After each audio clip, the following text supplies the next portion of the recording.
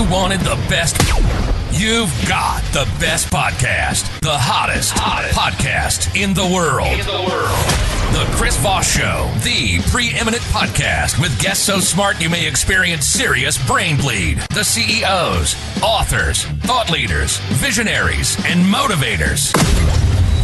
Get ready. Strap yourself in. Keep your hands, arms, and legs inside the vehicle at all times, because you're about to go on a monster education roller coaster with your brain.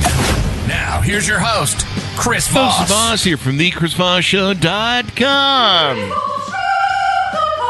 Ladies and gentlemen, there are these things that makes it official. Welcome to the big show. For 16 years and over 2,200 episodes, we bring you the Chris Voss Show live. And sometimes recorded, I think, in the past.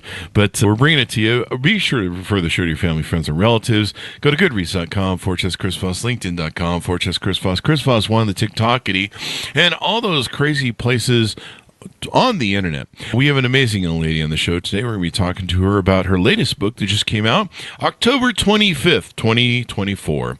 It is called Whirl of Birds. It's a collection of short stories that's out by Liana Vrăjitoru, and we're going to be talking to her about her insights, her experience, and some of the things that led to the stories that she'll be telling us today. She is an uprooted Romanian who came to the U.S. for grad school after the fall of communism and decided to stay. It's probably because it's so lovely here.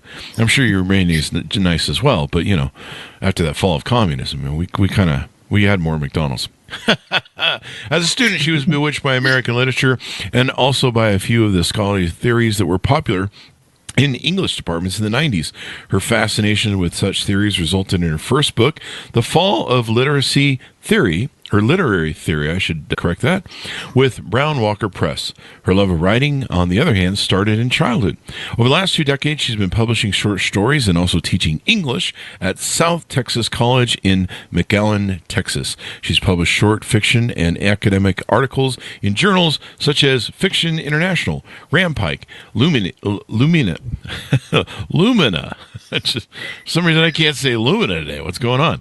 Calliope, Texas Review, and more. In November 24th, 18 of her previously published stories were published as a short story collection we'll be talking about today called Whirl of Birds by Finishing Line Press, I should say. I've got a big camera in front of me. Liana, welcome to the show. How are you? Hi, I'm very good. I'm very excited about my book and about talking about my stories and what inspired them and things like that. So, congratulations. Getting that book out there. You. So give us any .coms or social media sites. Where do you want people to get to know you better on those interwebs? My website is lianavrăjitoru.com, which is my middle name, which is a Romanian name that means wizard. So in English, it doesn't really have the same catch. It's not as catchy as in Romanian, but it says in lianavrăjitoru.com. But also my full name, Liana Andreasen, or Liana Vrăjitoru Andreasen, is on Facebook. I'm on Instagram and Twitter. I'm not there very often, but I've been there too. So give us a 30,000 overview. What's in your new book? So my new book is something that came about in about 10 years. So it's not as if I didn't write them 10 years ago and then put them in a book now, but I've written them over a period of several years, and each of them was first published in a journal. It was like one by one. I was putting them in a journal, then another one would come out and another one would come out. And finally I decided to put together the ones that I felt were the strongest. Then a couple years ago, I started looking for a publisher. And luckily, Finishing Line Press has decided to publish it. With it, I'm going to go to conferences now. I'm going to AWP and have some book signings there. And I had just one event here in McAllen, but I'm planning to have more. So yeah, it's kind of the product of maybe about 10 years of my writing, but I consider it like my top stories. But there are 18 stories in the book.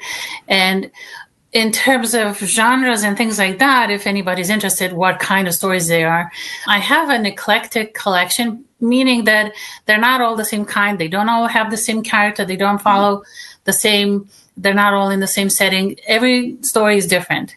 So I have a couple stories that are actually science fiction, which, I grew up loving science fiction because, long story short, under communism, science fiction was a way to escape from harsh reality. So science fiction was also a place where people could write about what was going on in Romania without naming it. So it was a way to hide under a parable, under communism.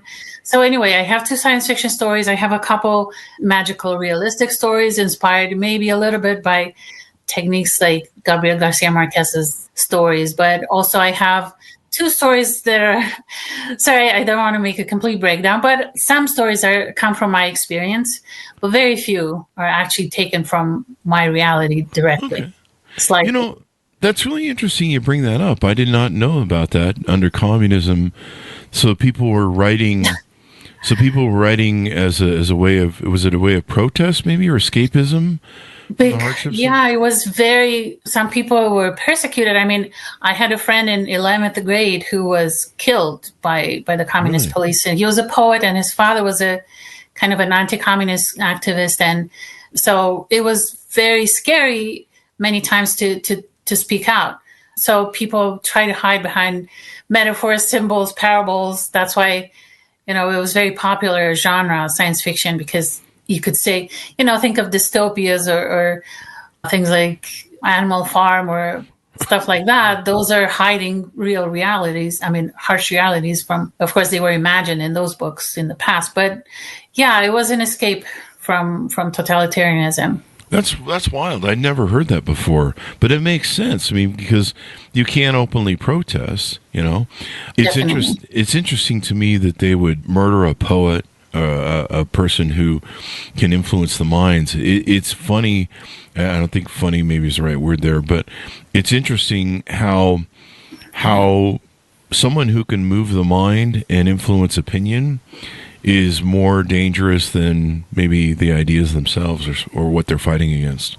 I think that's kind of curious in human nature. They were targeting mostly people of ideas because they were the biggest. So my friend his whole family was persecuted. His father was a poet, and they were just considered, the enemy, the inside enemy, or the class enemy, they were calling them.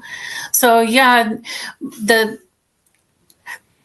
the idea that, or parables about communism inspired me to write one of the stories. So I can't really go back much to those, to my past, because it's still kind of painful to think about it. And, but one way I could deal with it was also a more parabolic story.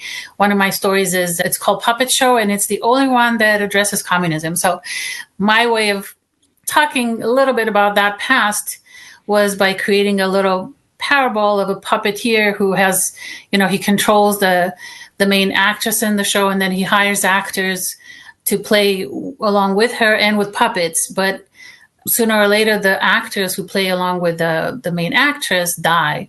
First, they die on stage, and then they die in reality. And all 3 characters who die in the story, no, actually only 2 die, sorry. And I shouldn't say much more as a spoiler. But anyway, yes, a couple of them have been inspired by people who have died during communism. And one of them is this friend that is a little bit behind that story too.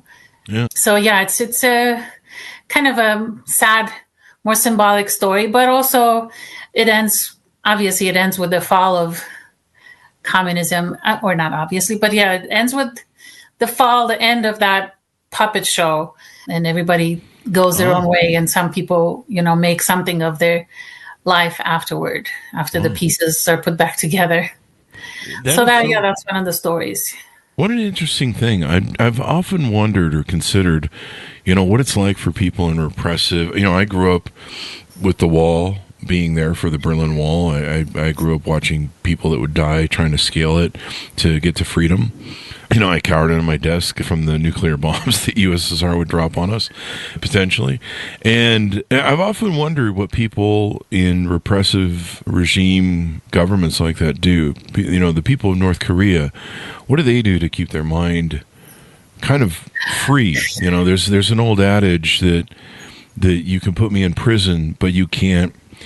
My mind can become a prison unto itself, but you can put me in prison, but my mind can be free. And as long as my mind can be free and remember stuff and think maybe of being out in the sunlight, of being running through fields, you can never really contain me, as it were. There's a few axioms about that. And so that's kind of interesting. I've never heard that about that experience. In Hamlet, I teach Hamlet all the time. So one line that I like that Hamlet says to his friends, anyway, the friends who betray him, but he says, I can be put in a nutshell and be the master of the whole universe. So it doesn't matter how confined you are, your mind still can be free. And yes, in Romania, and that's what I imagine in North Korea is happening right now. People try to find connections outside. They tried, probably they circulate books that are illegal from the West, probably from South Korea. I imagine that they were precious items in Romania. The books that were forbidden were the ones that everybody wanted to read. So they probably look for art, not just necessarily literature, but anything that gives them a little door or a window to look outside so they can imagine themselves free when they're not. Yeah. That's what we did. So arts and literature are ways to stay alive and to survive. And that's why it became important to me to write, because it was a way to express myself without, and maybe that's why I don't like to be too personal, to write about myself per se as a character, because I learned to hide behind characters, metaphors, symbols, things like that. And only 2 of my stories are directly taken from something that happened to me. It's one story, should I say, I don't want to spoil too much, but one story has to do with a student of mine as I was teaching here in McAllen, who sadly, it's one of the saddest story, because the student killed himself the summer that I taught a summer course that he took. And he was just right out of high school. He was starting college, and he took an early summer course. And then I talked to his father, who wanted to see his papers in my class. And so talking to him, I realized that he had early onset of some kind of mental issue. He was hearing voices, and his family thought it was the devil talking to him. They took him to an exorcism. But not to a doctor. So that's just kind of the premise of the story. It's called Exorcism. And it's just that painful encounter with the father, realizing that maybe the son, my student, could have been saved. And he was such a brilliant kid. And in class, he was always kind of happy and talking. And it was, of course, a shock. But, that's what mental illness does. It can strike those you don't expect. You don't know who can be affected. So, yeah. And it's really interesting. All the more important just to get help if you're in those sort of situations, rather than turning to something that isn't helpful. Tell us a little bit about how you grew up. We've kind of gotten the feel for it in Romania. When did you start kind of dabbling in writing, and when did you kind of feel like you had a thing for writing? When I was very little, I was kind of singled out in elementary school for writing poems that were kind of just imitating the poems that we were reading in school. And so the first ones, hilariously now, were very communist, because I didn't even know what the party was or anything like that. So one of my first poems was about not the party, but the country under the party. And then, when I started growing up, I was horrified to realize that I was just a kid and didn't understand what I was doing, but we were brainwashed, and that was part of my indoctrination, which I moved away from right after elementary school. But I mean, even during elementary school, I realized what was happening very fast. But anyway, so I just liked to write. First, I wrote little poems, but then, funny enough, my first actual short stories were horror stories, because me and my siblings like to scare each other.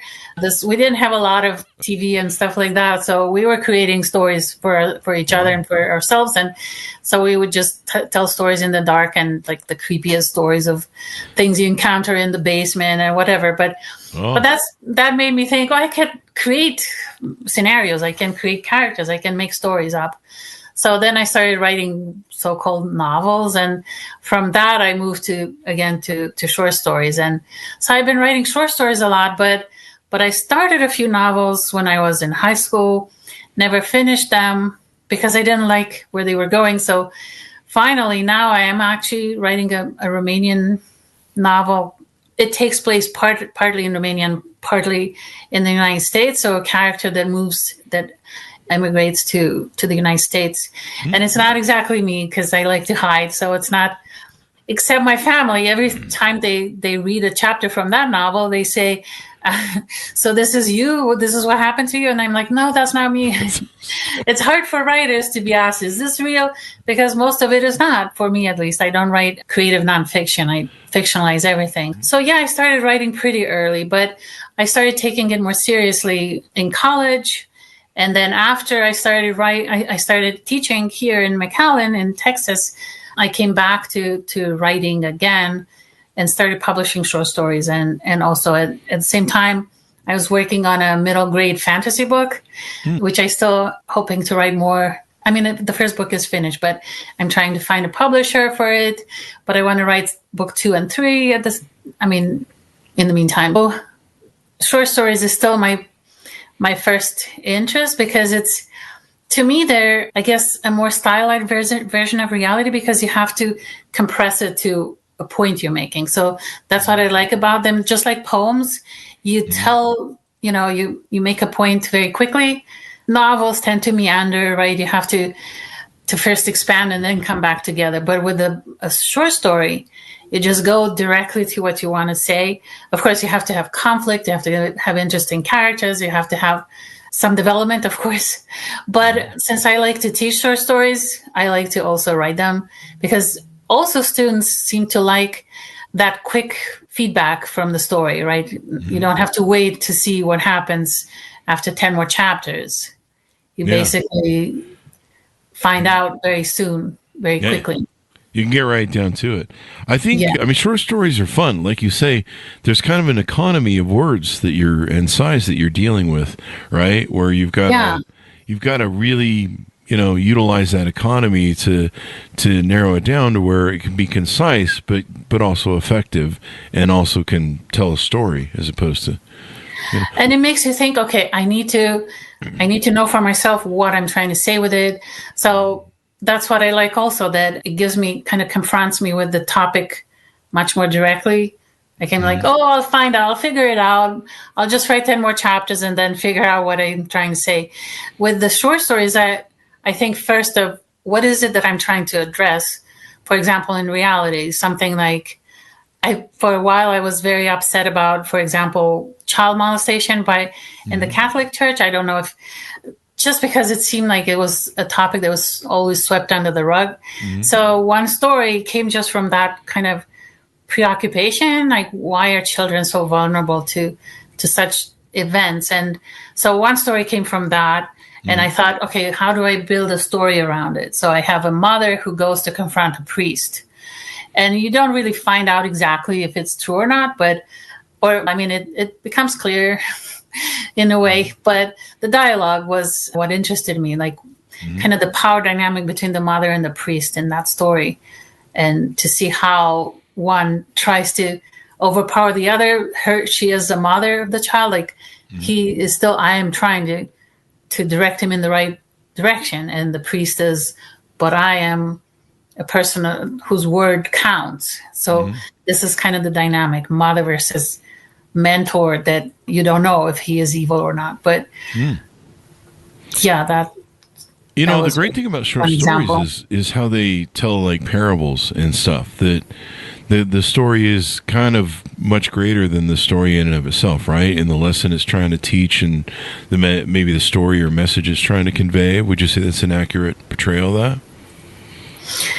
I mean, it's true that every story contains some kind of parable or lesson.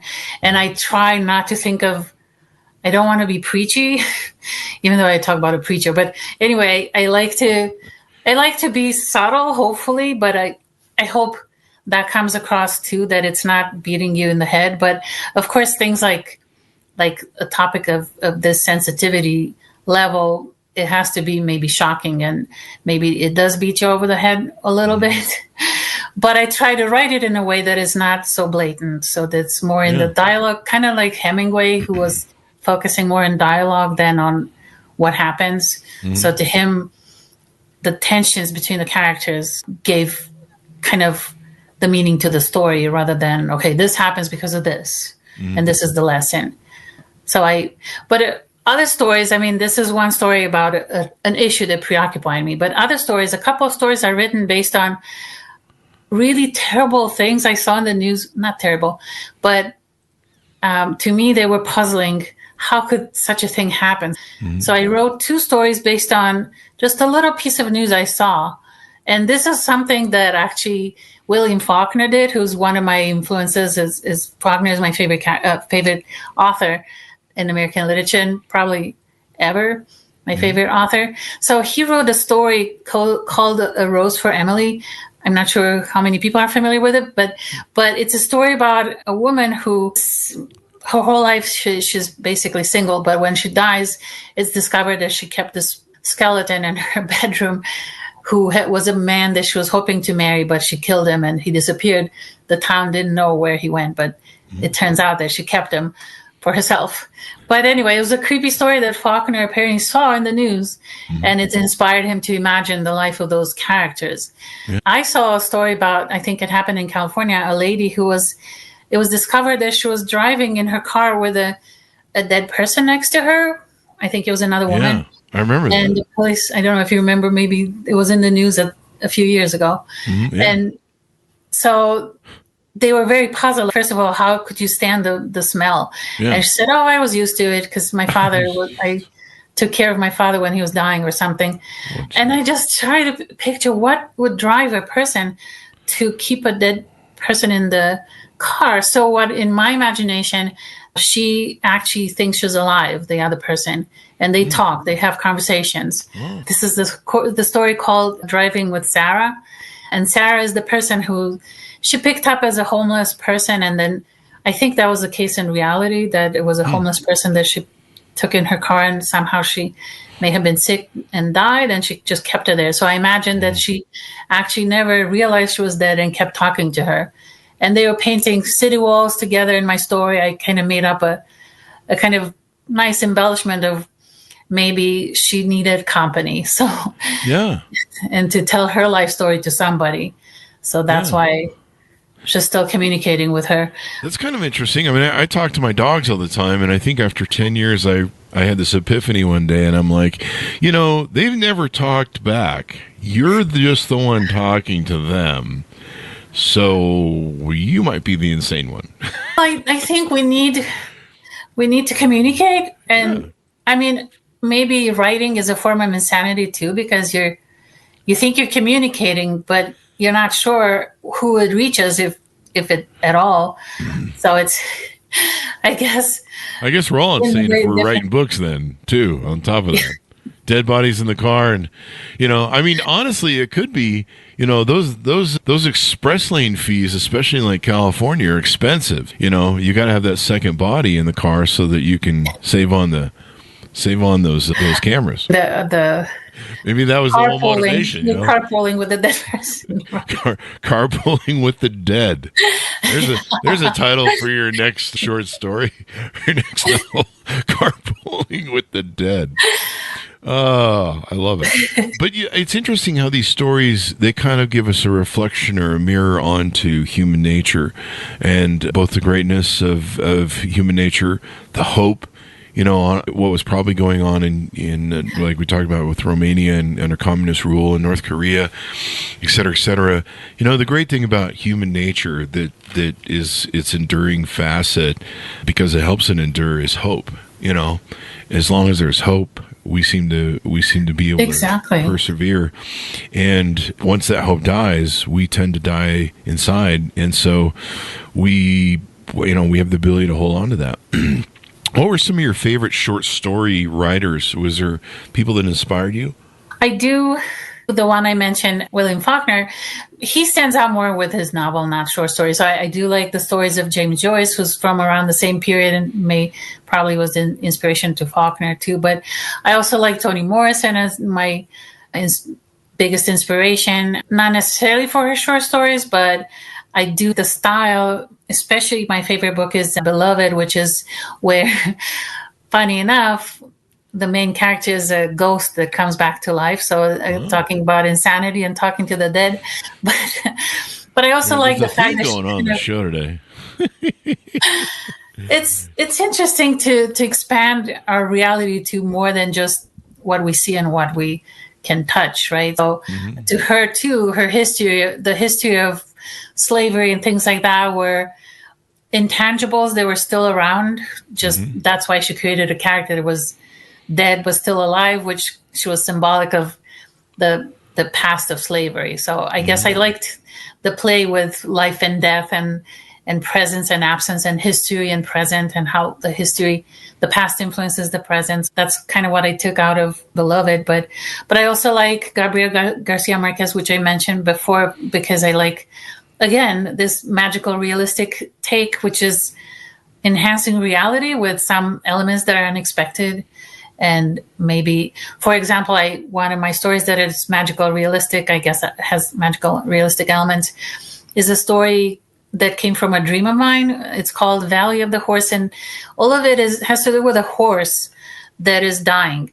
And at the end, the owner of the horse picks up the horse and throws him into a valley. But that was in my dream, and I tried to unpack my dream and connected it to maybe some pains of relationships and how part of us dies when something goes badly. But the horse kind of represented intense emotion that maybe we let go of. So anyway, that's kind of my play with symbolism. But other writers that I love, I like many writers. James Baldwin is another inspiration who wrote a lot of good short stories. Yeah, and Philip Roth. Mark Halperin. These are some stories that I actually teach in class. But my students ask me, why do we read these sad stories? Not all short stories are sad, but a lot of them have a little bit of a darkness to them. Yeah. And I think that it's harder to write completely happy stories because, we learn from experiences that some of them are painful. Yeah. And that's what something that connects all of us is how we cope with pain. I don't, it may appear that some of my stories have dark themes. I guess I have a little bit of Southern Gothic, like Flannery O'Connor type or Faulkner stories, like the one with Driving with Sarah. But they're not, the message of these stories is not dark. I think, as you said, it's where do we find the hope once something goes bad, when things start crumbling. So, for example, I have stories of relationships where people lie to each other and you think that that's going to break them apart, but what brings them back together is confronting the lies, right? So things that seem to be negative and bad in our lives, either we get rid of them and move on, and that's another way to hope, is to just shift to another purpose, or we confront the pain and we learn to live with it. So I guess different ways in which we people deal with traumas, with pain, with the fact that we're all different and we not get along. We don't necessarily get along. And that's another part of human growth or experiences, is to learn that we have to either move away from people who hurt us or to accept some of each other's flaws to be able to live with each other. Yeah. So it's complicated. Relationships are complicated. Life is complicated. So it comes with some pain, but I try to put a message that is hopeful in most of the stories, but sometimes it's not that clear, that obvious where that hope comes from. But through the stories, hopefully hope is reborn. It comes across, the hopeful aspect. And you bring up an important point, but not all stories are panaceas of utopia.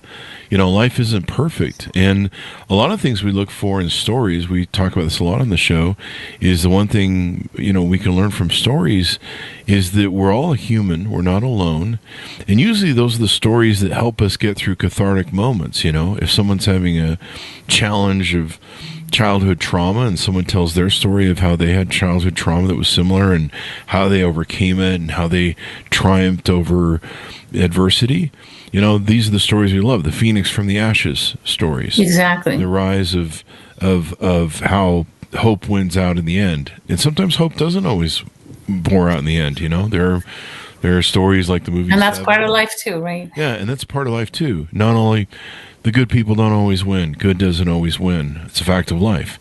And which makes it all the more important to recognize that so that we can protect goodness from evil and stand up for it. Otherwise, we would probably let it fall over. But these are the elements that bring forth the best in human nature, help inspire us, help motivate us, help want us to do better. So it's the greatness of what you bring and share to everyone.